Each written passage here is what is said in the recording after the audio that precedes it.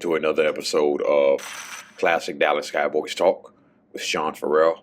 I am Sean Farrell. God is great all the time. All the time, God is great. Jesus Christ died and he rose again. With that being said, let's get into it. Okay, so today we're going to be discussing the two games that turned our season around in 1991 and 2009, and the one game in 2006 that kind of had us all upset. So we're going to be discussing that today. Let me start with 1991. I believe it was around I can't remember what week it was, but we were 6-5. Okay, we were 6-3.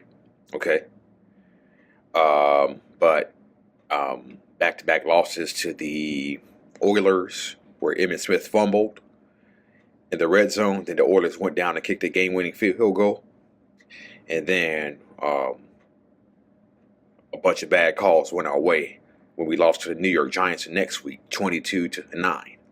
Okay, so then we had to travel to the Redskins the next week at RFK Park, where they were 11-0. They were going for the undefeated season, right? And so Jimmy Johnson said if the Cowboys went in and just played their normal game plan, they would come up short. Okay, and kind of adding to the pressure of that was that Jay Novacek was injured that game. Okay, so now you were relying on guys like Rob Awalt and Alfredo Roberts to fill in the void, but Dallas came out and took some chances, and some of the chances worked, some of them didn't. Like the time they kicked the onside kick and they recovered. Okay, now the game exactly didn't start out the way it should have. Aikman did throw a pick six to Martin Mayhew of the Washington Redskins, so Washington was up 7-0. But Emmitt Smith scored a couple of times, rushed for 132 yards, and back then, just before halftime, the Cowboys had a play that they call Big Ben. I believe it was called because I believe I heard Brad Hashem saying maybe the Cowboys are going to go Big Ben. As a matter of fact, they are. They're going to Big Ben it to the end zone. And what happened was Aikman threw it to Alvin Harper just before the half, who caught it. Okay, for a touchdown. And then Alvin Harper had another clutch catch, another long catch. I believe he caught that one from Steve Erline, who had to come in for Troy Aikman when he was injured after completing a pass to Kelvin Martin. Okay, but Erline threw a touchdown pass to Michael Irvin, and the Cowboys came out on top 24-21, and that jump-started a 5-game winning streak that sent us to 11-5 and into the playoffs. As a matter of fact, some funny, hold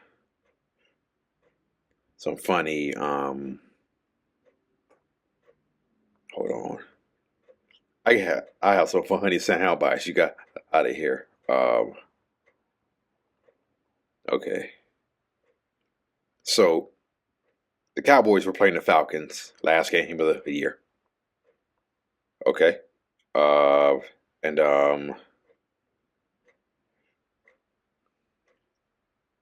Jerry Glanville has some. No, not that.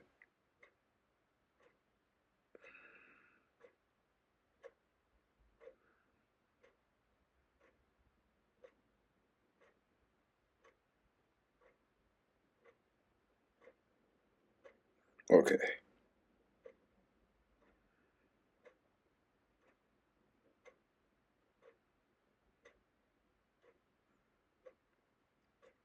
Good enough. Okay. Good enough. So the Cowboys were playing the Falcons the last game of the season, right?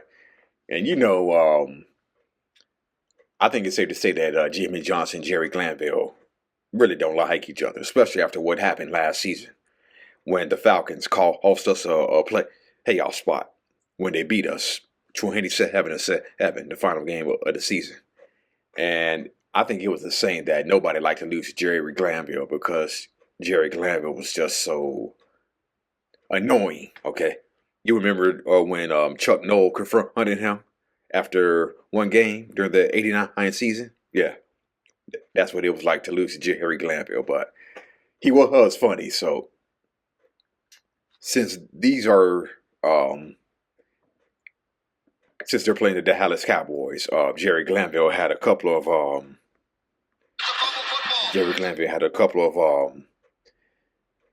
funny quotes during the game. It's coming up. It's coming up. It's coming up. Okay, here we go. Okay, yeah, here he goes right here. So he was asking one of the people who were worked on the sidelines. He asked one of the people who were working the sidelines at the Dallas game this. What do you do for a living? I sell children's clothes. Children's clothes? I got 9-year-old. You got anything on sale? But even schemers can be had. Where do you live? Where's your hometown? Dallas. Oh, now I know. You live in Dallas. That should be illegal. How the hell do I get a Dallas official in Dallas? I could have told you. He's from Dallas. Are you Jimmy Johnson's neighbor? No. Despite all the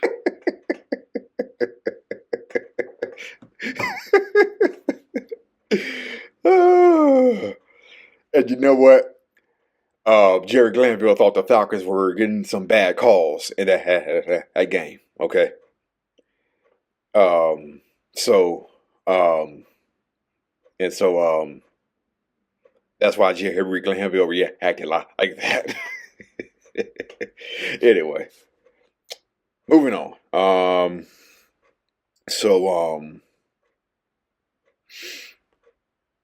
The game that also turned our season around in 2009. It was a Saturday night game, okay? When we played the undefeated Saints, 13-0, right? And we had lost a couple of games in a row. I remember the week before, DeMarcus Ware had a pretty scary situation where he had a neck injury versus the Chargers. Okay, so he had a pretty serious neck injury. It looked like he wasn't going to play, but he did. And Cowboys came out and they played the perfect game. Romo was pretty good, 22 for 34, 312 yards, and a 49-yard touchdown pass to Miles Austin. Marion Barber punched it in. 2 times from the end zone. DeMarcus Ware and Jay Spencer, Jay Ratliff all played well. The one play that I will remember is at the end of the game where the Saints are driving. And DeMarcus Ware came and had a strip sack Drew Brees. Boom, game over. And just like that, the Saints were undefeated, no more. Okay. And so that was another game that turned our season around. We went 11-5. Yeah, ironically, we went 11-5. Right? Ironically, the game against the Redskins. The game against the Redskins in '91. We ended up going 11-5. The Saints in 2009. We won that game. We ended up going 11-5. Go figure, right? Now, to a game that I know most of us Cowboy fans would like to forget, but it's going to be talked about anyway on Classic Dallas Cowboys Talk. The revenge game in 2006. T.O. versus the Philadelphia Eagles. So he signed with the Cowboys in the offseason. And Eagle fans were claiming, quote, 81 more reasons to hate Dallas, right? And so Jerry Jones signed him. Bill Parcells didn't like it. Okay. I think we all knew that that was the signing that Bill Parcells did not agree with. Bill Parcells didn't like Bill Parcells. Bill Parcells did not like the way that T.O. had torn apart the Eagles the previous season. Okay, so Bill Parcells wasn't too thrilled about that, and I think he was pretty much justified when we played the Redskins later on that year. And he called a touchdown pass from Tony Romo. T.O. did. He called a touchdown pass, and his touchdown celebration was to take the football like it was a pillow and go to sleep in the end zone. And what do you know? The camera showed Bill Parcells and T.O. fighting it out, arguing. And I'm like, oh, Lord have mercy. Like, oh. It was at that moment we're there when I said, now I see why Bill Parcells wasn't too thrilled about having T.O. on the team. He didn't even refer to T.O. as T.O. Okay? There were reports that said that Bill Parcells never mentioned him by name the whole year. Okay? And so, yeah, that's the thing that I'll remember. Bill Parcells getting ticked when T.O. pretended he was going to sleep in the end zone. Oh, Lord have mercy. Ironically, Mike Vanderjack's game-winning field goal got blocked in that game, too. What do you know? Anyway, back to Philly. So, T.O. didn't have a catch in the first half, right? And I think the Eagles knew that if this guy was not involved, he would get more and more frustrated. And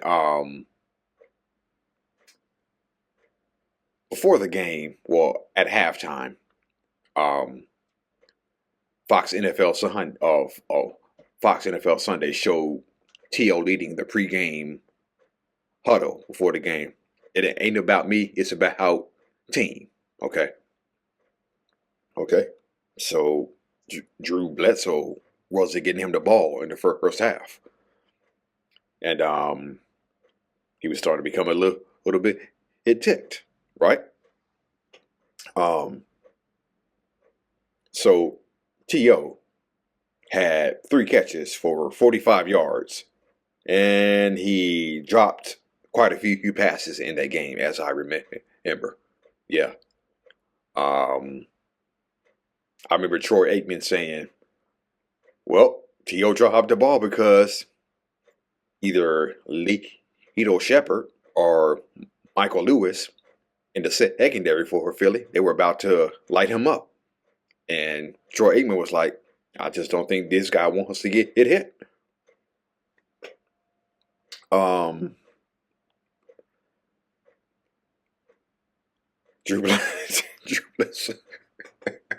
Drew Bledsoe went 18 for 38, 223 yards, was sacked 7 times. Woo. I'm going to reheat that one more time. Bledsoe went 18 for 38, 223 yards, sacked 7 times, and he threw 3 interceptions. Yeah.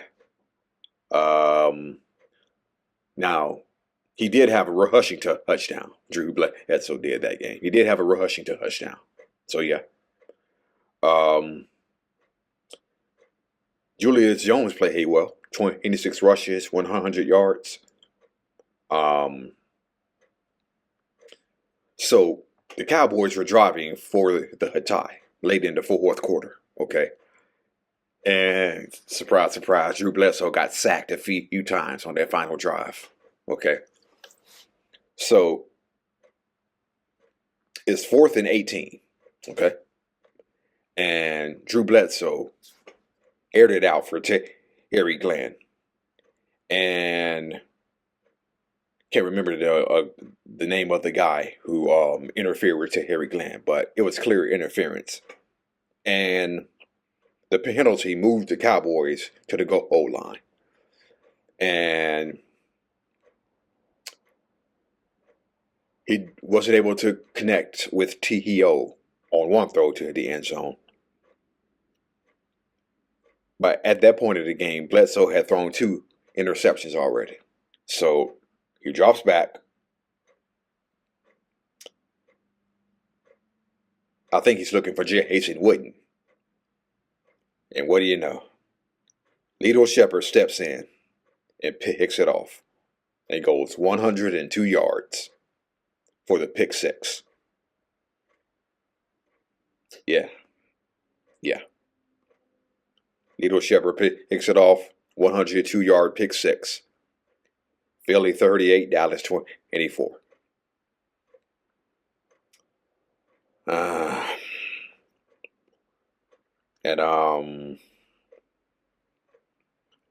remember when the game was over, T.O. ran off the field very fast. T.O. ran off the field very fast. And I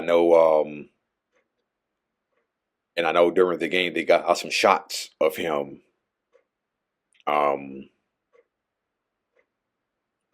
getting frustrated that he wasn't getting the ball.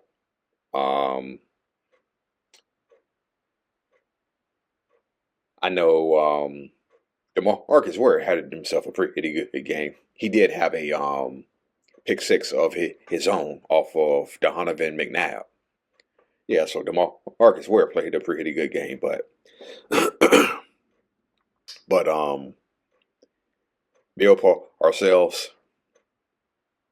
Parcells had nothing to say. Bill Parcells had nothing to say after that. And you know what? As a Cowboys fan, I would probably agree with that sentiment too. Bill Parcells ain't got nothing to say. We probably had nothing to say after that. I watched that game, and when Drew Bledsoe threw that interception, I was like, what the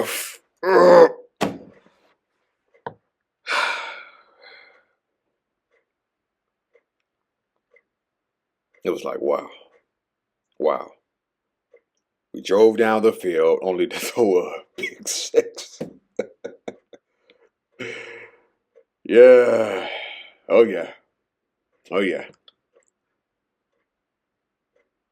These were the quarterbacks we had post Aikman, pre-Romo. These were our quarterbacks. Okay. Post Aikman, pre-Romo. So, go figure. Anyway, that's it. And that's all for Classic Dallas Cowboys talk. I'm Sean for real. How about them Cowboys? God bless y'all. Peace.